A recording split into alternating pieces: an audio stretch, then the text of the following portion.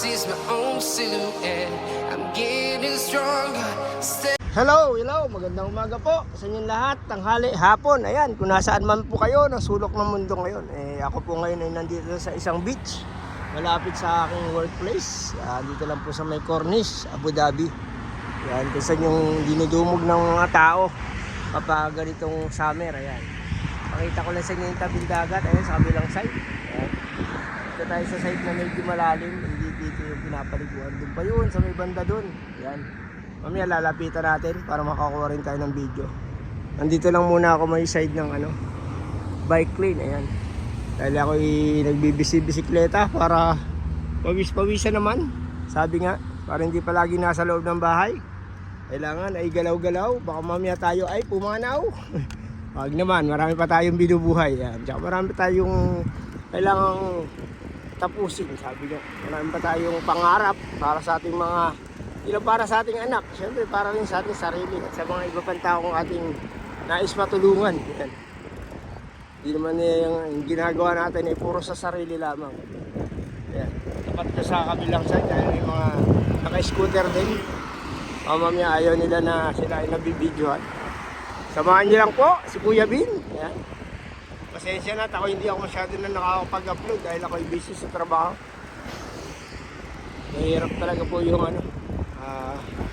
solohisto, sabi niya. Hindi na katulad dati. Pandemic time, talagang mahaba yung oras natin para sa mga gawaing ganito. YT, yan, diba? Hindi man tayo nakakalimot sa mga taong ating naging kaibigan sa YouTube, yan. Katulad nila, Boss Pinoy Biker Italy, yan. Si Ma'am Kamahalin, si Boss Jonathan si Condes, si Tata Yotib at si Kuya Dante mo. Ayan.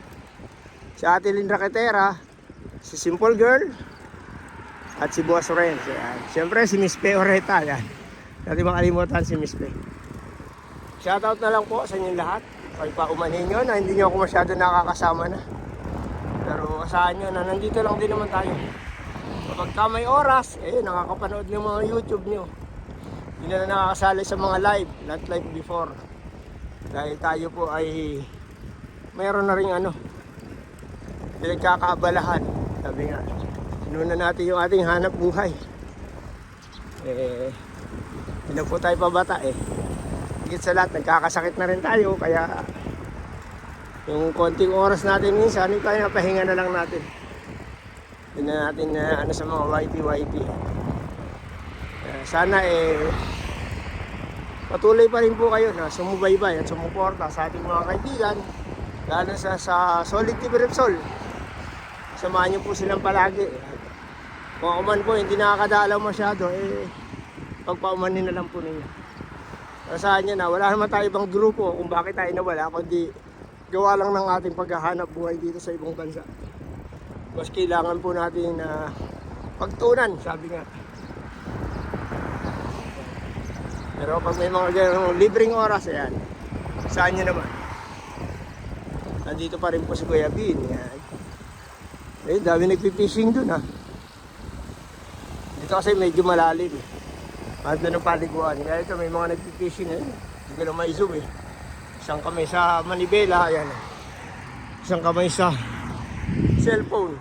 Wala naman tayo ibang gamit, pati ganito na lang. Ayan, dami man na pipishing dun. Mga kabayan siguro yun. Fishing sila. Shoutout na lang sa ating mga mahal sa buhay, yan, sa ating mga nakakakilala sa atin dyan. Pa-Facebook man o YouTube, yan. Hindi tayo masyadong active sa mga social medias, yan, sabi nga. Thank you sa mga tao na walang sawang sumusuporta, nagmamahal. Pag tayo ay hira lang mag-upload, pero nandyan pa rin sila at labis na support o nanonood ng ating video. Matapos, like, share, yan. Thank you sa inyo lahat. Siyempre, hindi ko makalimutan batiin yung aking mahal na asawa at yung aking anak, ayan, 3 anak. Shoutout sa inyo. Sa asawa na si Gina, sa aking 3 anak, si MM, si Kuya MB, si Tampi. Dami makulit na alaga na si Atchang, ayan. Ay, siyempre, meron pala tayong pusa. Si Keken, yan. Shoutout kay Keken, yun. Keken. Yan. Mabuti pa yung pusa, mas mabait kaysa kay Echang. Yan, Echang, mag-aral ka mabuti. Huwag kang pasaway. Hanggang dito na lang muna. Maraming salamat sa mga taong ating nakakasama. And God bless you all. Bye-bye po. Bye-bye. God bless you. Bye-bye.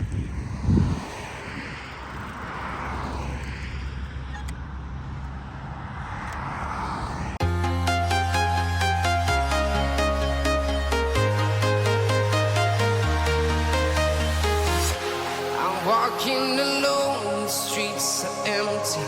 The only thing I can see is my own silhouette.